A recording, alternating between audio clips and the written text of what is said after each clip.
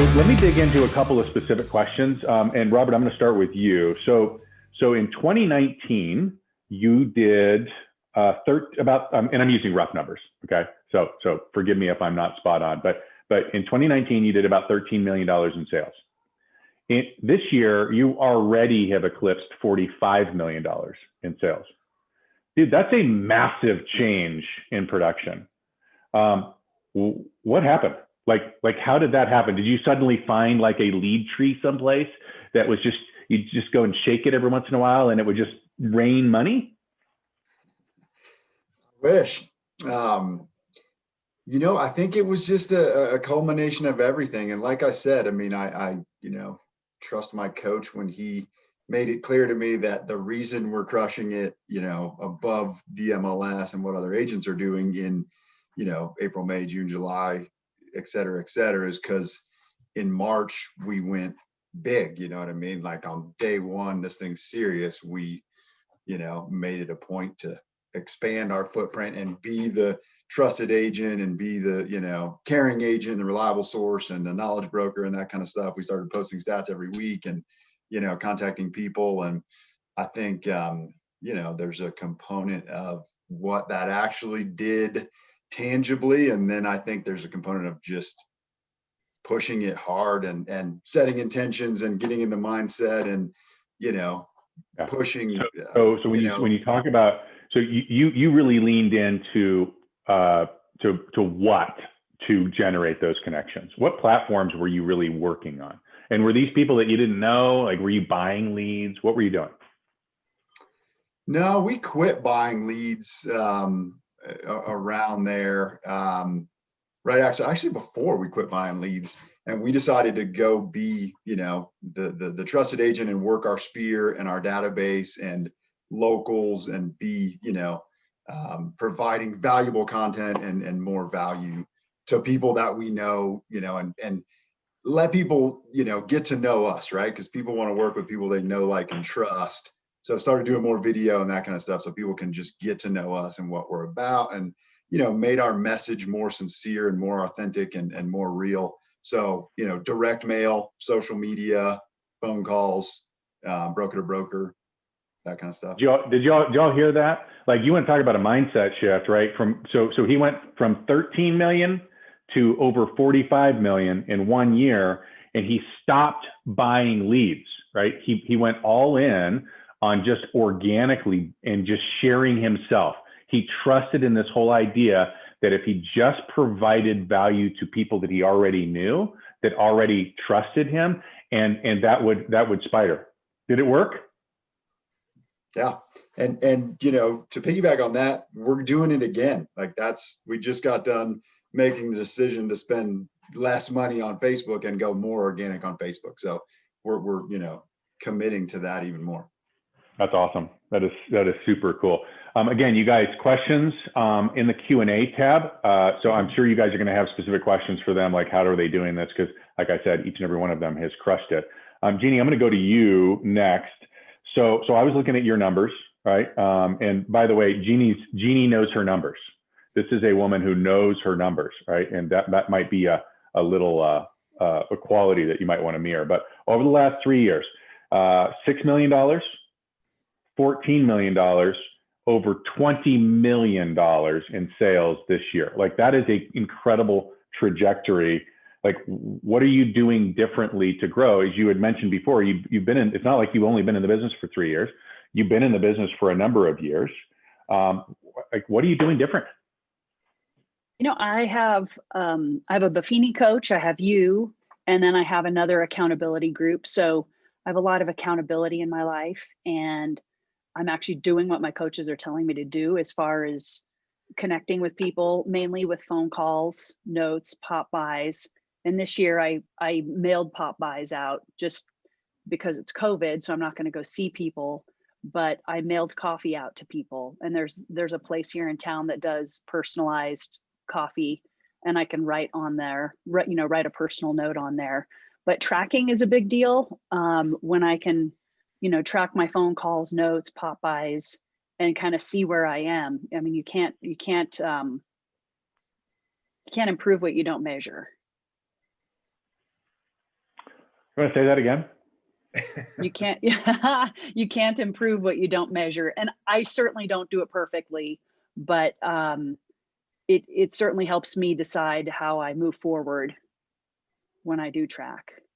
Yeah, I mean, it's the whole feel versus real, right? We oftentimes feel a particular way, and usually it shows up in the form of some kind of anxiety. And then if you're tracking, you can actually look at the numbers and go, oh, hey, that's not real, right? And you can really hone in on the areas that make a difference. So what was the big difference for you in 2020 from a production standpoint? Like, how did you go to over $20 million? Any secret sauce, any magic bullets? No secret. You know, I worked all the time. I literally worked all the time, nights, weekends. I'm not doing anything social, so my energy goes to work. And I did use transaction coordinator that Coldwell Banker provides, which is amazing. It frees me up from having to do a lot of that paperwork. Yeah, leverage. That's a big one. Mm-hmm. So what I heard you say is you took the opportunity that COVID presented to spend more time allocated on your business, and then you maybe valued your time a little differently, outsourcing the $15 to $20 an hour work and pouring into the high dollar work. Mm-hmm. Awesome, beautiful. All right. So Kelsey, you ready for me? I'm ready. I got to read my question to you. So you've been in the business for a short period of time by comparison to a bunch of these other folks, right? Yeah. You got somebody in your corner, which is great.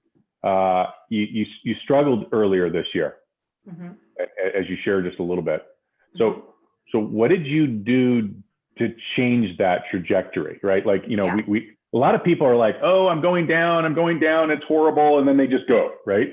You at some point made a decision that you were not going to accept failure for this year, and you did something different. What was it?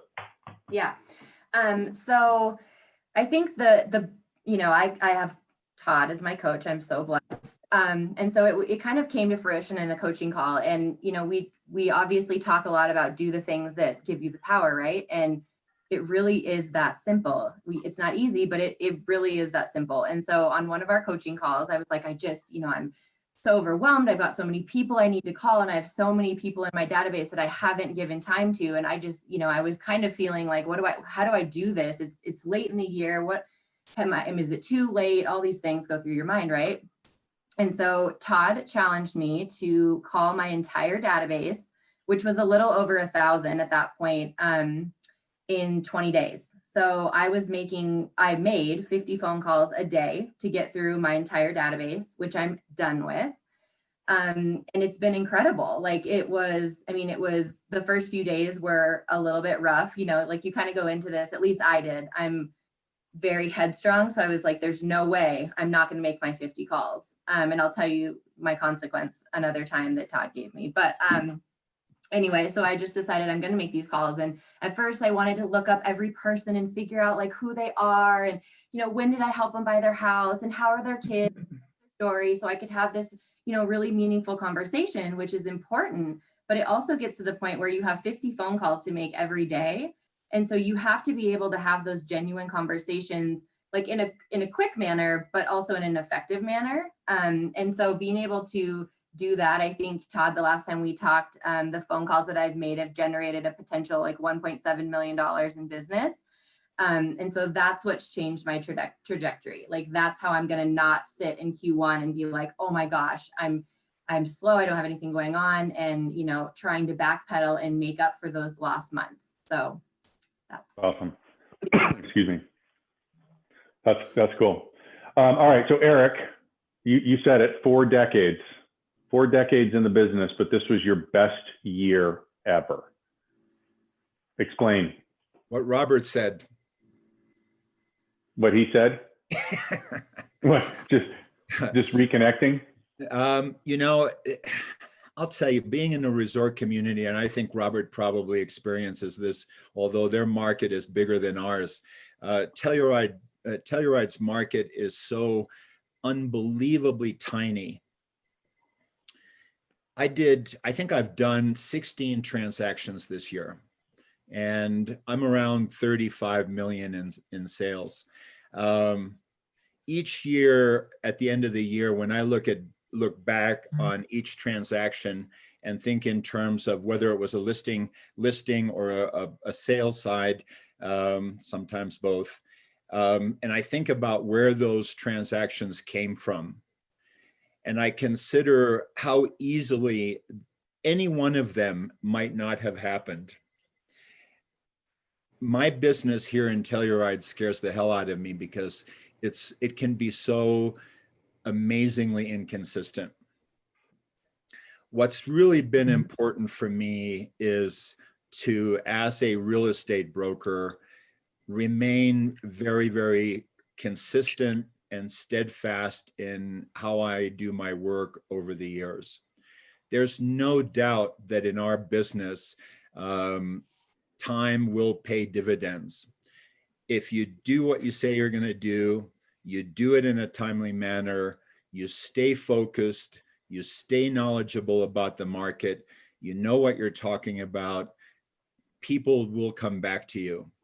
100% of my business this year was repeat clients, referrals, my sphere of influence of my friends and acquaintances. So 100% of my most successful year ever was based on people that I've touched over the years. And that's for me. And we'll get into challenges for the coming year. So I'll talk about that in a little bit. Steve Martin said, "Be so good that they can't ignore you."